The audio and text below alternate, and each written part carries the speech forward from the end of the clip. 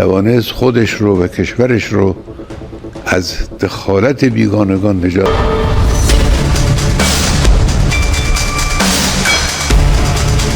اون بیگانگان در طول این سالها ہمیشہ خواستند دوباره. آیت اللہ سید علی حسینی خامنائی کہاں پیدا ہوئے اور آپ کی شہادت تک کا یہ مکمل ڈیٹیل جو ہے ہم اپنے ناظرین کو بتائیں گے کہ آیت اللہ سید علی حسینی خامنائی 1939 میں مشہد میں پیدا ہوئے. بچپن سے ہی دین و مذہب کی تعلیم حاصل کی اور مشہد اور نجف کی مدارس میں تعلیم حاصل کی. 1958 کے قریب کم میں درس فقہ اصول شروع کیا. نوجوانی سے ہی شاہ ایران کی آمریت کے خلاف سرگرم رہے اور 1963 سے احتجاجات میں حصہ لیا جس کی وجہ سے کئی مرتبہ جیل بھی گئے. والد سید جواد حسینی خامنائی معروف عالم دین تھے لیکن علی خامنائی نے انقلاب اسلامی کی راہ اختیار کی اور آیت اللہ خمینی کے ساتھ انقلاب میں حصہ لیا. 1979 کے بعد علی خامنائی کو انقلابی کونسل کارکن مقرر کیا گیا. ابتدائی دنوں میں انہوں نے وزارت دفاع میں نائب قائد سپریم ڈیفنس کونسل میں خمینی کے نمائندے کے طور پر کام. چند ماہ کے لیے سپاہ پاسداران انقلاب اسلامی IRGC کا عارضی کمانڈ سنبھالا. 1979 کی امریکی سفارتخانہ یورش کے مذاکرات میں بھی اہم کردار ادا کیا. 1980 میں تہران کے جمعے کی نماز کے امام مقرر ہوئے اور اسلامی جمہوریہ پارٹی کے بانی اراکین میں شامل ہوئے. 1980 میں تہران کے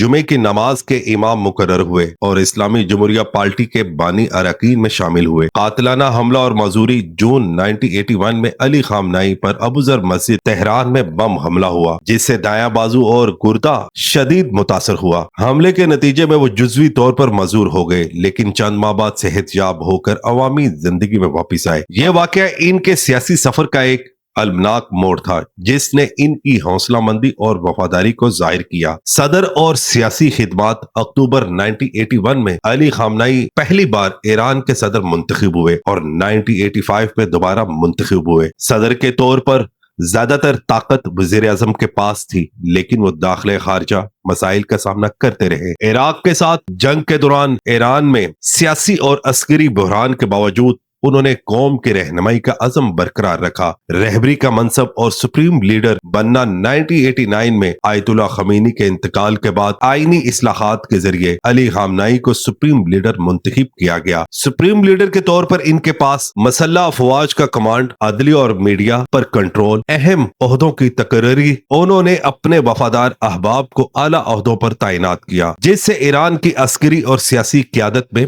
مضبوطی آئی. موجودہ صورتحال اور امریکی اسرائیل. مارچ 2026 کو ایران کے ریاستی ٹی وی نے اعلان کیا کہ علی خامنائی امریکی اسرائیلی مشترکہ حملے میں ہلاک ہو گئے. ایران نے 40 دن کے قومی سوگ کا اعلان بھی کیا. حملے میں کئی اعلیٰ فوجی اور حکومتی عہدیدار بھی مارے گئے.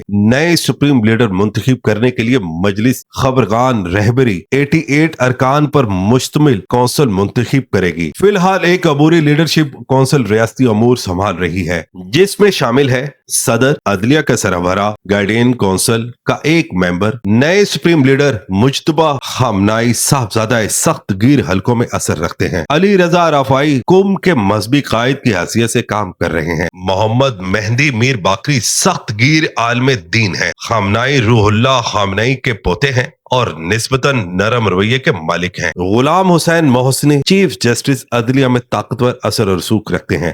ابھی تک کوئی باضابطہ اعلان یا حتمی نام سامنے نہیں آیا. بین الاقوامی اور داخلی صورتحال. علاقائی کشیدگی. امریکی اسرائیل فضائی حملوں کے بعد مشرق وسطی میں کشیدگی بڑھ چکی ہے. جوابی کارروائیاں. ایران نے متعدد ممالک میں رد عمل شروع کیا. عوامی رد عمل کیا ہے؟ عوامی رد عمل سخت ہے. کچھ معاشی سیاسی احتجاج کر رہے ہیں. معاشی دباؤ، مہنگائی، بے روزگاری اور بے یقینی کی حالت ابھی تک برقرار ہے. اسی طرح ہم آپ کو بتائیں گے کہ ممکنہ مستقبل کے منظرنامہ. نیا سپریم لیڈر منتخب ہونا. سیاسی استحکام ممکن بشرط مقبول انتخابات. عسکری جوابی کارروائیاں. ایران اور پروکسی گروپس علاقائی رد عمل بڑھا سکتا ہے. داخلی عدم استحکام، عوامی احتجاج، معاشی دباؤ اور فوجی ٹکراؤ نئے بحران پیدا کر سکتی ہے. عالمی ثالثی اور مذاکرات. بڑے ممالک ثالثی کر کے جنگ کے خطرات کم کر سکتے ہیں.